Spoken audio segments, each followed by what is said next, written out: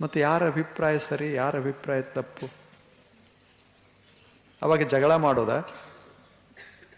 ಅಲ್ಲಿಂದ ಮಧ್ಯ ವಯಸ್ಸ ಬಂತು, ಬರೇ ಗಳಿಕೆ ಗಳಿಕೆ ಗಳಿಕೆ ಗಳಿಕೆ ಕೂಡಿಸೋದವಾಗ. ಏನು ಹುಡುಗರು ಹೆಂಗೆ ಕೂಡಿಸ್ತದ್ವೋ ಹಂಗೆ ಇವಾಗ ಕೂಡ್ಸಕ್ಕೆ ಶುರು ಮಾಡಿದ. ಕೂಡಿಸಿದ ತನ್ನ ಹೆಸರಲ್ಲೇ ಏನೇನು ಬೇಕೋ ಎಲ್ಲ ಹೆಚ್ಚು ಮಾಡ್ಕೋತ ಹೋದ.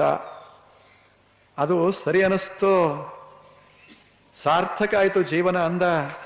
ಮುಪ್ಪ ಬಂತು, ಎಲ್ಲ ಕೊಡ್ಕೋತ ಇಲ್ಲೇ ಮಧ್ಯ ವಯಸ್ಸ ಬಂತು, ಎಲ್ಲ ತಂದು ಮಾಡ್ಕೋತ ಹೋಗಿದ್ದ.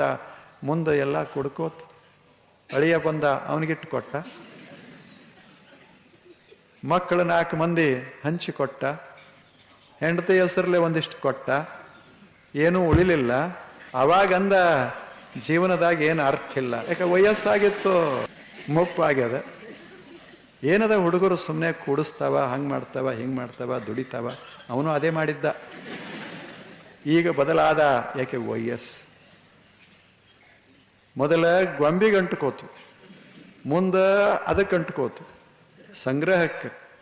ಮುಂದೆಲ್ಲ ಹೋಯ್ತಲ್ಲ, ಅವಾಗ ಅವ ಅಂದ, ಸತ್ಯ ಇದು ಅಲ್ಲ.